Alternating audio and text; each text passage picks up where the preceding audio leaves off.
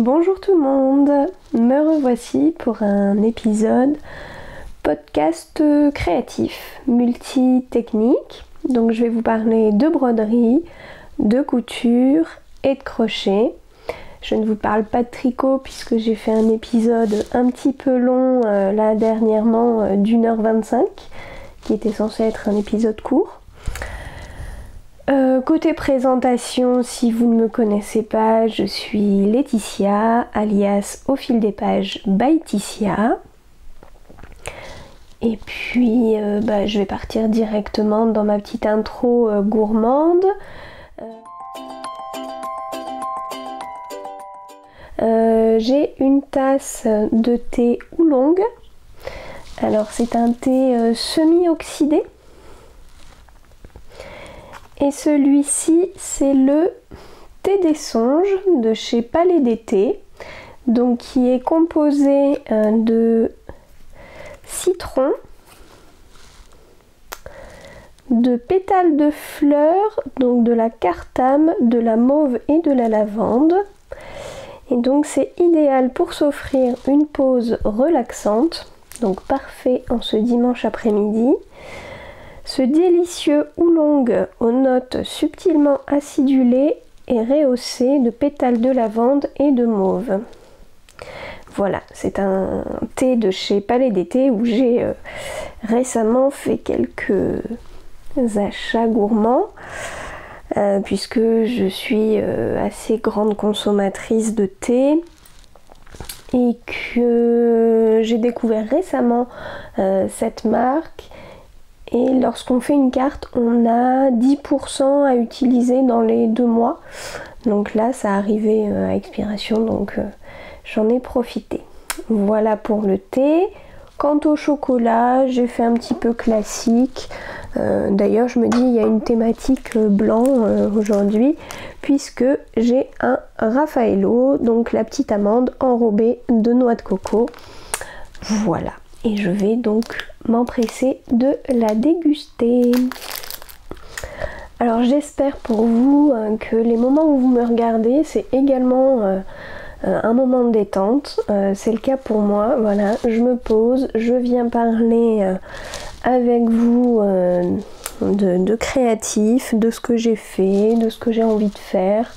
Après je reçois des commentaires, voilà, pour me donner à nouveau des idées, des conseils. Ça fait toujours plaisir. Voilà, donc j'espère pour vous que voilà, vous allez passer un bon moment en ma compagnie. Je commence par la broderie.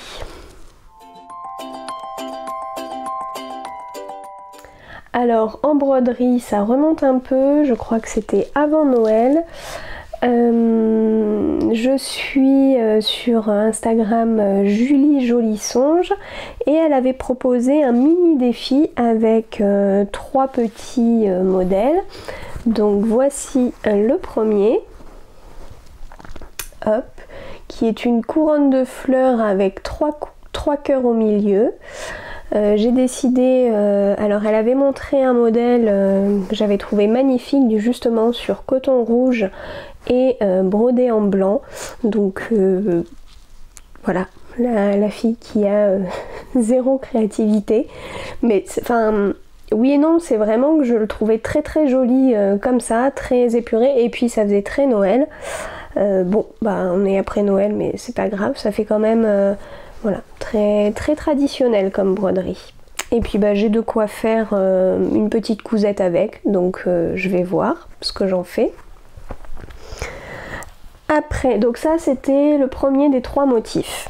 Le deuxième, c'était un petit arc-en-ciel avec... alors dessous je crois qu'on pouvait écrire plusieurs choses.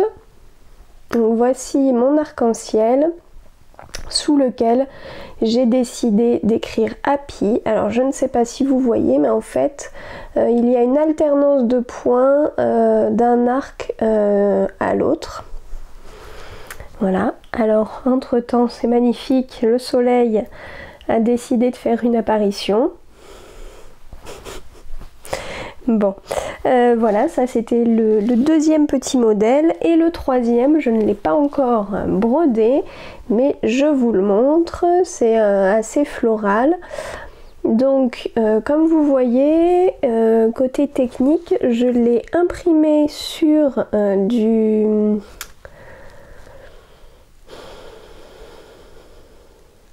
de la toile hydrosoluble, donc qui est en fait une toile autocollante. Je l'ai passée dans mon imprimante, peut-être un peu en mode warrior, je sais pas trop. Non, j'ai l'impression que c'est bien passé.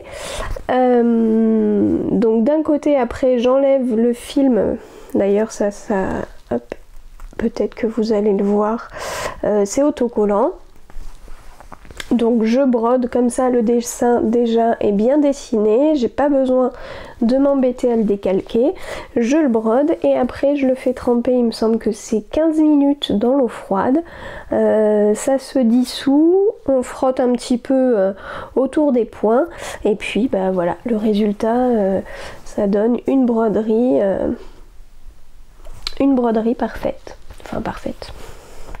Sans s'être embêté à décalquer le modèle avec un feutre. Donc là c'était le premier essai que j'ai fait en hydrosoluble. Justement j'en avais acheté et je voulais voir si ça passait à l'imprimante et si le rendu était bon. Donc je suis bien contente et je pense que ça va être une des prochaines techniques que je vais continuer. Parce que décalquer un motif ça peut être long en fonction du motif, les petits détails sont pas forcément bien faits, donc pourquoi s'embêter. Et en projet, alors donc j'ai le troisième qui n'est pas tout à fait terminé et en projet en fait j'ai le modèle Trichothérapie par Giovanna, qui est une dessinatrice de broderie. Enfin elle fait plein d'autres choses, elle fait du tricot etc. Peut-être que vous la suivez sur Instagram. Elle a plusieurs modèles et elle a eu la gentillesse de me faire cadeau d'un de ses modèles au choix pour les vœux laineux. Enfin voilà, ça m'a extrêmement touchée puisque ce sont des modèles qu'elle vend il me semble sur Etsy. Et donc voilà, le choix a été extrêmement difficile. Alors ce qui est bien c'est que j'ai repéré plein d'autres motifs pour d'autres broderies et donc voilà, j'ai choisi celui-ci parce qu'il y a à la fois la tasse de thé, le tricot, voilà, j'aime beaucoup. Donc il y a après toutes les explications pour le réaliser. Hop, il y a les dessins. Alors je vous montre pas, mais en fait il y a soit un pull avec une sorte de jacquard, ou soit un pull rayé. Voilà, j'aime beaucoup. Voilà la variante du pull marinière ou le pull jacquard. Alors là du coup j'avais imprimé le modèle sur feuille, mais je pense que je le réimprimerai sur du Solufix, comme ça le dessin sera parfait à reproduire après avec des fils. Donc ça c'était pour la partie broderie, puis vous voyez que j'ai pas beaucoup brodé en fait en début d'année, puisque ces petits motifs c'était oui au moment de Noël peut-être, peut-être début janvier un petit peu. Mais voilà, depuis rien, mais j'ai bien envie de m'y remettre. Passons à la couture. Alors là, je vais vous faire défiler en fait plein de photos parce que j'ai tout offert. Alors, ça a commencé, je vous avais déjà montré dans un épisode précédent une guirlande de fanion pour bébé. En voici une deuxième que j'ai offert donc à ma deuxième collègue enceinte qui a accouché fin novembre d'un petit marceau. Et je lui ai également fait un carnet de santé personnalisé. Je vais revenir peut-être sur cette personnalisation, vous allez comprendre. Voilà, il y a eu ça côté couture. Après, donc la guirlande, j'y reviens là vite fait. La guirlande en fait, c'était du tissu de chez 1, 2, 3 Cousets qui était déjà comme ça, sous forme de fanion, qu'il a juste fallu découper et assembler. Pour joindre tous les fanions, j'ai pris du biais. Je les ai insérés dans le biais, tout refermé. C'est parfait. En plus, donc les fanions étaient aux tonalités de la peinture de la chambre. Donc ça allait très bien. Le carnet de santé, est-ce que j'ai suivi un modèle ? Je pense qu'effectivement j'ai dû regarder des tutos pour avoir les dimensions d'un carnet de santé. Attendez, je vais chercher ça. Parce que je me dis que l'intérêt pour vous c'est quand même d'avoir les références si vous souhaitez les refaire. Alors il me semble que je m'étais fortement inspirée du tuto de Marjo Passy-Gauche, donc qui est un blog. Voilà, je vous mettrai le lien vers le tuto. J'ai décidé de le faire donc avec le bas c'était un lange étoilé et le haut un coton assorti. La petite difficulté avec le lange ça a été sur l'ouverture en bas du carnet car pour le refermer c'est un tissu que j'aurais dû surfiler parce que bah, du coup il s'effilochait beaucoup. Donc voilà pour le carnet de santé. Après, pour les cadeaux de Noël, bon bah je vous ai la plupart montré les cadeaux de Noël offerts en couture, mais j'ai également fait des étuis à chaussettes. Je les avais vus dans le livre Tricoter ses chaussettes de Émilie Drouin et Elodie Morin. Et sur leur compte Instagram, elles avaient fait un petit tuto pour les réaliser. Donc voilà, ça m'a permis d'en faire plusieurs. Après, j'ai également fait des yarn cozy que je vous montre ici. Donc ce sont en fait des bandes de jersey qui vont maintenir un cake de laine pour éviter que le cake se déroule tout seul. Donc voilà, ça va faire un genre de bandeau pour cake.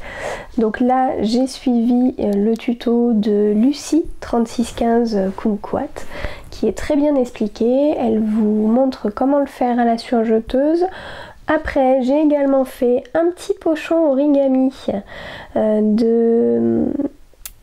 des chouettes kits. Alors attendez, c'est quoi le nom exact? Oui voilà, ça s'appelle également Super Chouette. Donc c'est un tuto proposé par Super Chouette, tuto gratuit qui a été proposé sur leur Instagram, mais ça fait un petit moment et j'en avais déjà fait plusieurs. Je trouve que voilà, ça fait toujours son petit effet cette petite pochette origami qui en plus est tout le temps très utile. Et pour finir, je vous parlais de la personnalisation du carnet de santé avec le prénom Marceau écrit thermocollé avec du flex. Donc qui a été découpé par Kelly qui m'a gentiment découpé le prénom à la Cricut. Donc j'ai vu toutes les possibilités de cette machine et puis peu de temps après je regardais son prix etc. et elle était en promo. Il y avait une super promo parce que le nouveau modèle venait de sortir, donc je pense qu'ils essayaient de liquider l'ancien. J'ai craqué. j'ai craqué et du coup je suis plus ou moins en train de l'apprivoiser. J'ai fait quelques petites choses, des petites cartes, voilà. Et elle peut découper aussi le tissu. Donc je m'y suis essayée avec cette petite tortue où je sais pas si ça se voit très bien, il y a une fente et on peut glisser un petit gel hydroalcoolique ou autre dedans en guise de porte-clés. Voilà, et comme c'était pour une copine, je l'ai personnalisé avec son prénom de l'autre côté. Donc il y a le tissu qui a des petits motifs blancs, donc je l'ai personnalisé également avec du flex thermocollant blanc. Ça c'était pour tous les objets, parce que maintenant ce que je peux vous montrer en vrai, entre guillemets sans photo, ce sont les encours qui traînent un petit peu. Alors le premier encours, je vais essayer de pas faire trop de bruit avec la pochette plastique.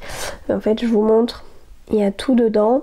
Il s'agit du col Capucine de chez Nom d'une Couture qui propose en fait 8 modèles de col en un. Donc ça c'était le livret explicatif. Je regarde, oui voilà, comment, quelle pièce thermocollée ou non. Moi j'avais tout découpé. Je voulais commencer par le col chemisier classique, alors qui est en fait ce premier ici.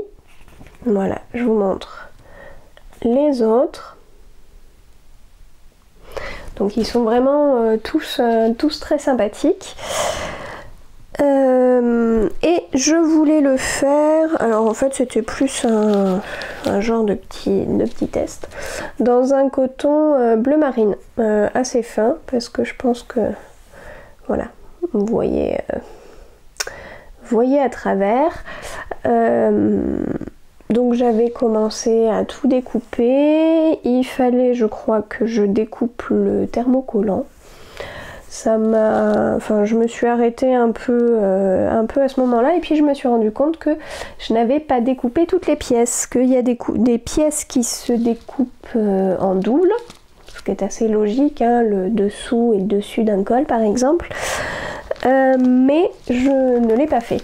Je pense que c'est un oubli au moment de tout découper, voilà. Après j'ai donc tout replié, tout rangé, et puis j'avais pas fini en fait de découper mon tissu, donc c'est resté un petit peu en stand-by, mais je vais bien réussir à le finir à un moment donné. Et c'est bizarre parce que cette histoire de col pas coupé en double et dont j'ai pas non plus coupé le thermocollant et que je laisse un petit peu traîner, c'est exactement ce qui s'est passé pour ce col, le col de la chemise de mon chéri. Donc en juin dernier, pour son anniversaire, j'ai décidé de lui coudre une chemise, sauf que j'ai décidé de lui coudre le jour de son anniversaire en me disant ça va passer. Et ça se voyait bien que j'avais jamais cousu de chemise, hein. Enfin une chemisette. Voilà, j'ai fait la version manche courte. Donc là, comme vous voyez, enfin comme vous apercevez à peu près, elle est presque terminée, mais elle est dans mes encours. Donc j'ai voulu lui terminer pour la Saint-Valentin. Je pense que j'aurais pu la finir, mais comme vous allez voir, en fait, elle n'a pas encore de... Hop là. Elle n'a pas encore de boutons. Je ne lui ai pas fait ni les boutons, ni la boutonnière. Tout simplement parce que je ne savais pas, je n'étais pas sûre du choix des boutons. Est-ce qu'il allait les apprécier ou pas? Deuxième excuse pour ne pas l'avoir terminé, c'est que je n'avais plus de fil. Alors j'ai pris un fil, je sais pas s'il va bien ressortir, parce que déjà à mon retour caméra je la vois presque vert sapin la chemise, alors qu'elle est plus vert d'eau, vert bleu turquoise.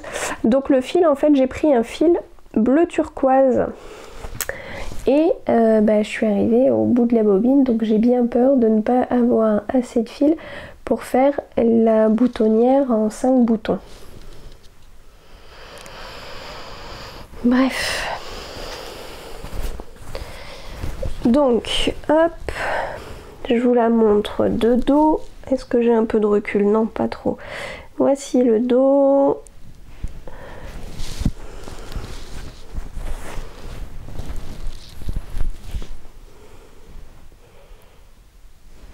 Voilà, donc c'est un modèle qui est issu du livre La couture au masculin. Je vais vous insérer la couverture du livre. Donc c'est un livre que j'ai emprunté à la médiathèque.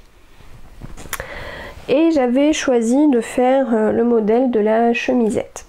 Ce modèle est très bien expliqué, donc il me semble que j'ai commencé par la poche, puis les devants, enfin bon, et je suis, ah oui, j'ai fait là la partie dos, donc hop, qui est doublée à l'intérieur, voilà, et puis je suis arrivée à la partie du col. Alors je vous explique le col.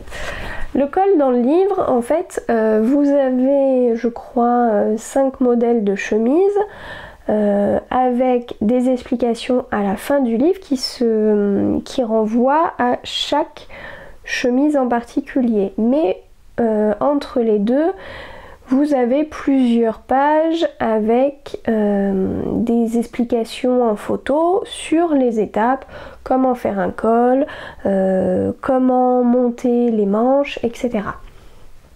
Donc j'ai regardé les explications du col, en fait il faut un peu jongler entre les explications de la chemise, du modèle de chemise que vous souhaitez et les explications générales. Je me suis rendu compte que moi, ma chemise, elle n'avait qu'un col. Voilà, là c'est la chemise, là c'est le col. Dans certaines chemises, en fait, entre ces deux parties, vous avez ce qu'on appelle un pied de col. Et donc les explications génériques expliquaient comment monter le col avec le pied de col, et ma chemise n'en a pas. Donc on se dit c'est pas grave, on enlève les étapes et tout va bien. Et mais oui, mais comment rattacher mon col à ma chemise? Donc là, c'est pas forcément fameux. Il paraît que ça s'appelle en fait une chemise à col cavalier. Quand il n'y a pas de pied de col, ça fait un peu une chemise col ouvert en fait. Donc qui va très bien pour une chemisette. Voilà, je ne suis pas hyper satisfaite de cette partie-là, puisque en fait je ne pouvais pas, alors vous voyez là en plus il y a un petit loupé, bon c'est pas grave, je vais reprendre à la main, c'est pareil, là j'ai le bout de la parmenture ici qui dépasse, je vais reprendre, voilà, il faut que je fasse quelques petites finitions à la main, mais ici je ne suis pas satisfaite parce qu'en fait cette pièce n'était pas ouverte, donc il demande de la coudre sur une partie, enfin bon, les explications étaient franchement, pour là, cette partie de col avec cette particularité, j'avoue qu'il manquait un petit quelque chose. Après, sinon, vraiment, c'est très très bien expliqué. Qu'est-ce que je peux vous montrer? Je peux vous montrer après voilà, la finition à l'intérieur, les ourlets, le fait que j'ai surfilé une bonne partie des coutures. Qu'est-ce que je peux... voilà,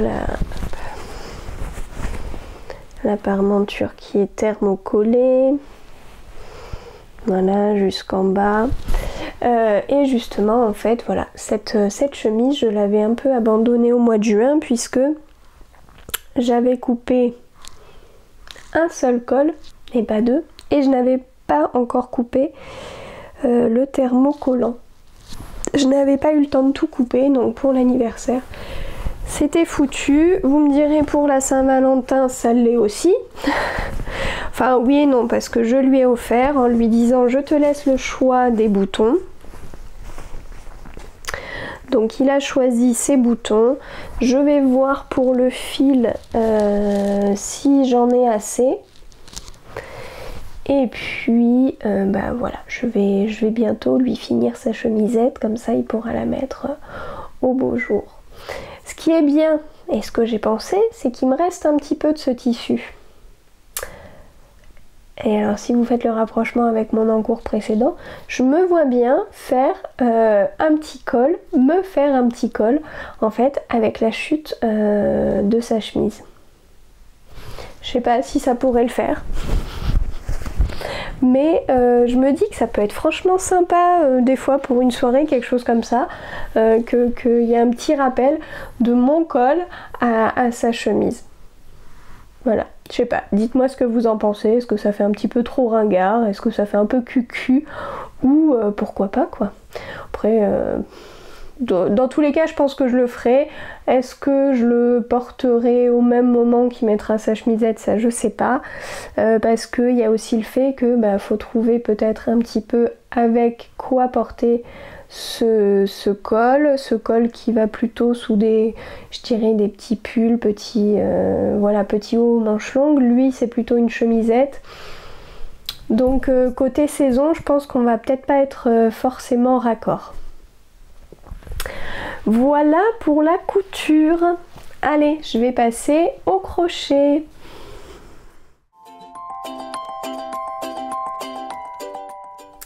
Pour le crochet, là aussi je l'ai offert, je peux vous le montrer en photo. C'est un petit marque-page chat. Donc voilà, qui se déroule sur toute la longueur, qu'on peut mettre à l'intérieur du livre. Alors attendez, je vais vous trouver d'où ça vient. Je l'avais trouvé, il me semble, sur Ravelry. Il s'agit du marque-page chat de la souris au petit doigt. Voilà, donc c'est un modèle gratuit qui renvoie au blog de la personne. D'ailleurs il y a plusieurs tutos, il me semble, oui, plusieurs tutos crochet tout aussi sympathiques que cette souris.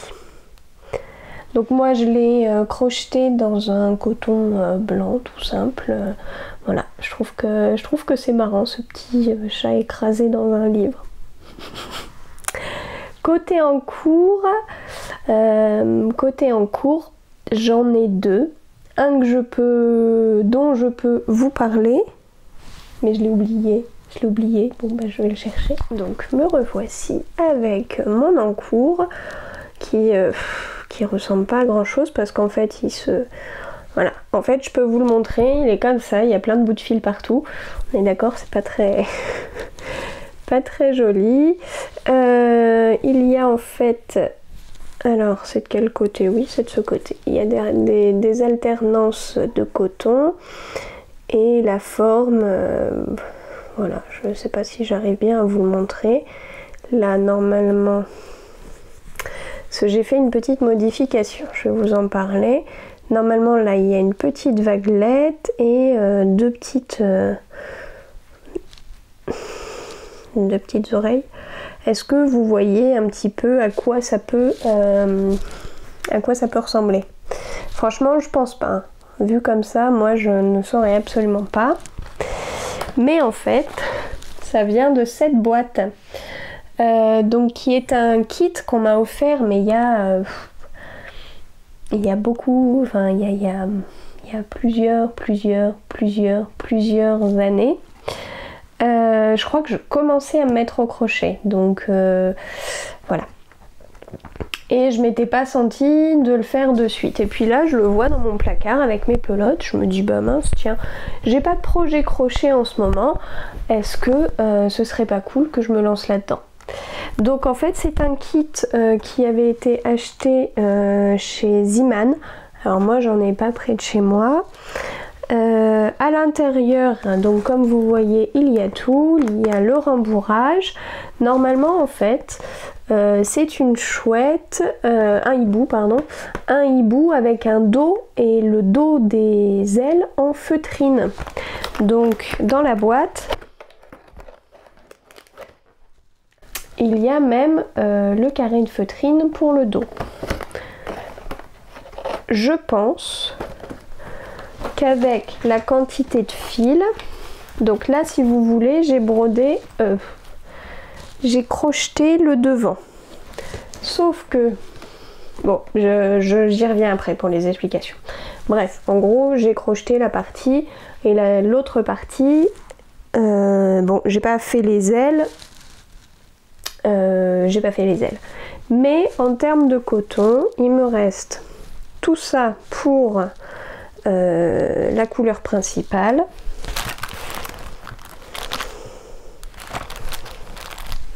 Ah, j'ai fait le bec. Voilà. Il me reste... pourquoi il y a du marron? Ah oui, c'est pour les yeux. Bon alors, j'ai pas fait les yeux, mais j'ai de quoi faire les yeux. Et après, en termes de couleur, il me reste également...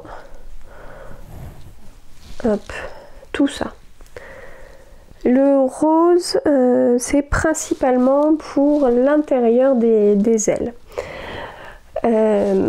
Donc je pense que je peux faire un recto verso identique, ou presque au niveau des rayures.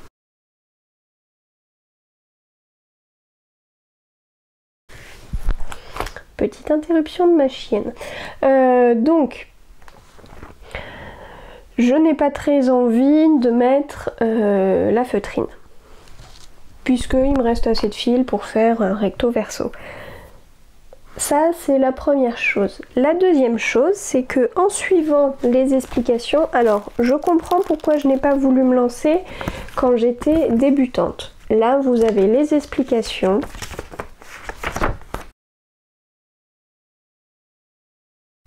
Deuxième interruption de ma chienne. Donc là, vous avez les explications sur ce petit flyer recto verso. Et alors, attendez, je regarde, c'est en... Si j'ai bien compris, c'est en 3 langues. Oui, voilà. Donc sur ce petit dépliant, il y a les explications en 3 langues. Autant vous dire que dans chacune des langues, je pense que c'est assez succinct.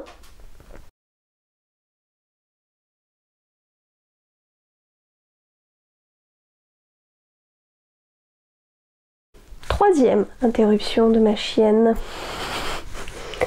Voilà. C'est une coquère, elle est un petit peu têtue. Bon.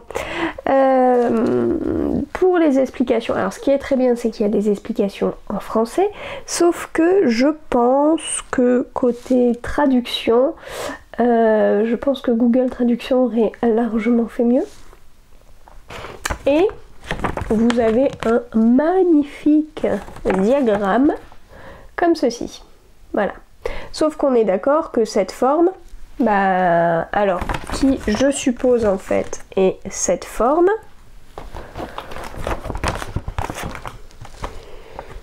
Voilà. On est loin d'avoir les oreilles, et enfin qui ne sont pas des oreilles, et la bosse de la tête. Voilà, alors j'ai beau regarder la suite des explications, donc ça c'est censé être le corps. La suite des explications, derrière, vous avez hop, le bec et les ailes. Ok? Mais ma tête et mes oreilles, bah, y a pas. Y a pas. Et je me suis dit, clairement... Enfin, quelque chose dans ce style-là, c'est pas très joli. Alors, est-ce que c'est au moment de la couture où ça va sortir un peu? J'étais pas hyper convaincue. Donc, j'ai fait une petite adaptation.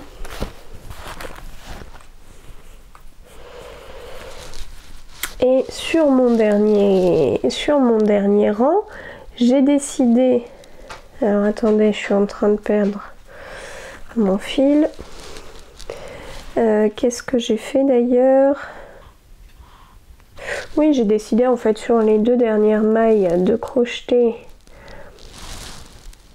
plusieurs dans les mêmes pour faire donc cette petite oreille.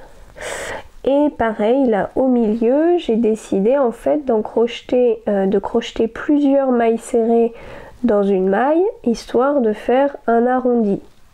Mais c'est pas fameux. Alors je me dis qu'au moment où je vais faire exactement la même chose et que je vais le rembourrer,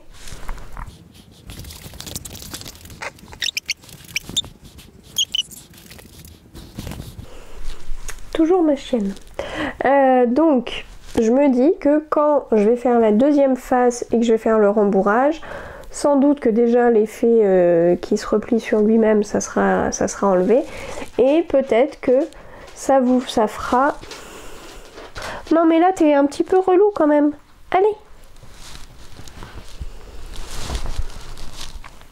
Donc je reprends pour la énième fois. J'espère que une fois que j'aurai fait la deuxième et que j'aurai rembourré, il y aura le petit effet bombé ici. Et que je vais essayer de bien rembourrer les petites parties pointues, histoire de donner un effet d'oreille. Je vais essayer, de toute façon, je vois pas trop comment faire. Si vous avez une idée, n'hésitez pas. Là, pour le coup, tous les conseils sont bons à prendre. Donc cette fameuse... ce fameux dépliant, voilà, je trouve que heureusement que j'avais en fait une notion plutôt claire de ce que je pouvais faire en étant débutante et que j'avais décidé de le mettre de côté, parce que même là, en étant quand même d'avoir un bon niveau crochet, bah les explications suffisent pas, parce que pour moi elles sont pas tout à fait terminées. Voilà, donc ça c'était le premier en cours crochet. Le deuxième, je peux pas vous le montrer puisque je fais un échange avec Noëlla, le coin d'Eldi. Et parce qu'en fait on a eu toutes les deux ce livre, donc moi c'est mon papa qui me l'a offert à Noël sur ma demande.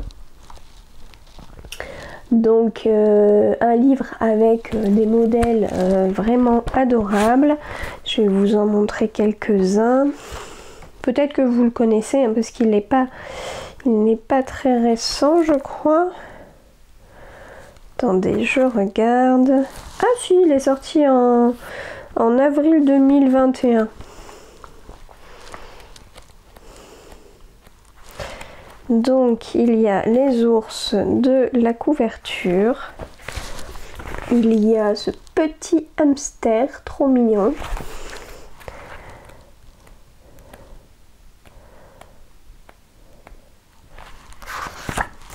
Cet éléphant.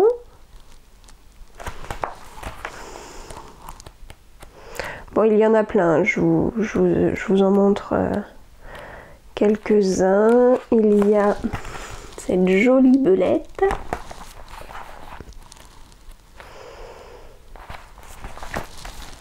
Hop, un bœuf.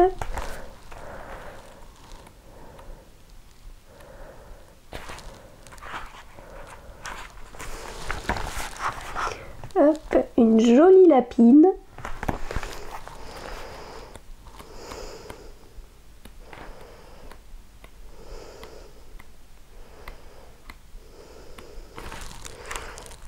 Une ravissante danseuse chat. Voilà, elle est trop craquante. Enfin, je vous dis, je vous les montre pas tous et au final je vous les montre presque tous. L'écureuil. Allez, et je vous montre pour finir la petite tortue. Voilà, trop mignonne. Bon, je vous les ai pas tous montrés. Est-ce que je pouvais vous montrer le récap? Ah oui, c'est vrai, il y a aussi un panda rouge. Il y a le lapin de la lapine. Il y a un chien. Voilà, je sais pas si vous allez bien voir les modèles, mais voilà. Donc c'est les petits animaux de Koukaï. Et donc avec Noëlla, on a décidé de se faire un petit échange autour de ce livre. Donc on a choisi chacune 3 modèles qu'on aimait bien. Et puis ça va être la surprise en fait. J'ai choisi un des 3 modèles que Noëlla m'a donné, elle ne sait pas lequel, je suis en train de lui crocheter, elle fait pareil de son côté, puis on va s'envoyer ça. Voilà, ça fait un petit colis surprise, un petit échange sympathique, puis voilà, ça donne un petit but pour crocheter, de le faire pour offrir. Donc j'ai terminé avec la partie crochet et puis j'ai terminé avec cet épisode de podcast. J'espère donc que vous avez passé un bon moment. J'ai toujours des petits soucis en ce moment avec le temps pas très clément de rayons de soleil derrière la fenêtre. Donc j'espère que ça ne vous dérange pas trop. N'hésitez pas, voilà, si vous avez un petit quelque chose à m'écrire en commentaire. Alors certaines d'entre vous, certains peut-être me regardent sur la télé, donc pas facile d'après, pas facile de prendre après la tablette, le téléphone ou l'ordinateur pour venir écrire un petit mot. Mais en tout cas, merci à tous ceux qui me laissent une petite trace de leur passage, un petit pouce levé, un petit commentaire. Ça fait plaisir, ça fait de la reconnaissance pour ma chaîne, pour le temps que je passe à faire ces épisodes, à les monter, à les télécharger plus ou moins facilement. Voilà. En tout cas, merci à vous, portez-vous bien et à bientôt. Salut!